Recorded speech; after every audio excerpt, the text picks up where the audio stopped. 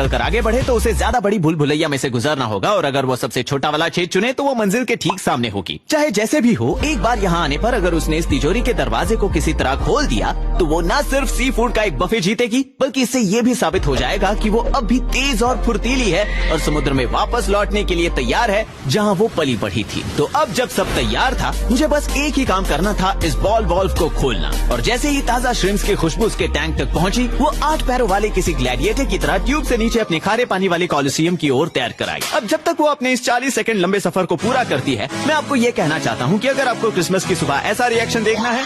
या ऐसा, या फिर ऐसा,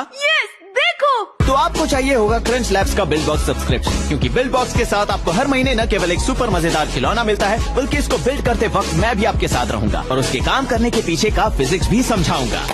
मैं और आप साथ मिलकर इसका निर्माण करेंगे, सीखेंगे और सफल होंगे, ताकि हमें इसके प्रिंसिपल्स अच्छी तरह से समझ जाए। बात बन गई। तो अगर आप एक बच्चे हो और अपनी क्रिसमस लिस्ट में सबसे ऊपर रखने के लिए कुछ ढूंढ रहे हो, या आप इसे किसी और को देकर उनके हीरो बनना चाह रहे हो, तो डिस्क्रिप्शन में दिए गए लिंक पर क्लिक कीजिए या जाइए crunchLabs.com पर, जहां हम इस छुट्टियों के त्योहार पर 2 बॉक्सेस फ्री दे रहे हैं। अब चलते हैं वापस सशीमी के पास। मुख्य टैंक में प्रवेश करने और भूल भुलैया की सीमाओं का मुआयना करने के बाद वो अंदर तो काफी जल्दी आ गई, लेकिन फिर अचानक से ठंडी पड़ गई, मानो उसे पता ही ना हो कि उसे आगे क्या करना है। लेकिन क्योंकि आप ज्यादा लंबे समय तक कच्चे ताजा श्रिम्प्स की सुगंधित गंध को नजरअंदाज नहीं कर सकते, अंततः वो उत्सुक हो गई और उसने अपनी खोजबीन शुरू कर दी। और हमने सबसे पहले ये देखा कि जब भी वो किसी नए वातावरण में होती है तो वो बीच में स्वतंत्र रूप से तैरने के बजाय वो अपनी बाहों के जरिए आसपास की चीजों को छूकर उनके बारे में जानकारी इकट्ठा करती है, और जल्द ही उसे ये चीज समझ आने लगी। और मैं मानता हूँ कि ये पहली चुनौती बहुत आसान थी, क्योंकि मैं सशीमी को उसके टैंक में खेलते देख इतना तो समझ ही गया था कि वो रेत को खोदने और खुद को उसके अंदर गाड़ने में काफी अच्छी थी, जहाँ वो चट्टानों को हटाने के लिए अपनी साइफन ट्यूब के वाटर प्रोपल्शन का इस्तेमाल करती है। ये तैरती हुई गेंदें मानो उसके लिए कोई चुनौती थी ही नहीं, और इसे पार करने के बाद आप देख सकते हैं कि वो महत्वपूर्ण जानकारी इकट्ठा करने के लिए स्काउट्स के रूप में अपनी टेंटिकल्स को कितना आगे तक भेजती हैं, खासकर समुद्र में, जहां वो दरारों के अंदर तक पहुंचने में काम आते हैं,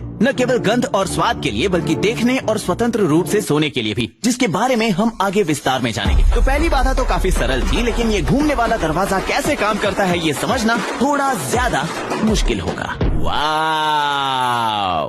ओके, तो तुम ये खेल ऐसे खेलना चाहती हो, और ये था वो पहला संकेत जिसे देखकर मुझे एहसास हुआ कि मैंने इसकी क्षमताओं को कम आंका। और मुझे कुछ ऐसा ही लगा था जब गिलहरियों ने मेरे अस्थिरता के पूल के ऊपर से कूदकर उसे मात दी थी, और मुझे समझ जाना चाहिए था कि ऐसा होने वाला है, क्योंकि जैसा कि आप इस वीडियो में एक ऑक्टोपस को जहाज से भागते हुए देख सकते हैं, जब तक एक छेद उनकी चोंच से बड़ा है, जो उनके शरीर का एकमात्र कठोर हिस्सा है, तब तक वो अंततः उसके माध्यम से निकल सकते हैं। इनफैक्ट इस क्लिप को पीछे करने पर आप सशीमी की चोंच या मुंह को यहाँ देख सकते हैं, और ये हिस्सा जो एक बड़ी नाक की तरह दिख रहा है, वो असल में उनका मुख्य शरीर है, जहाँ उनके सभी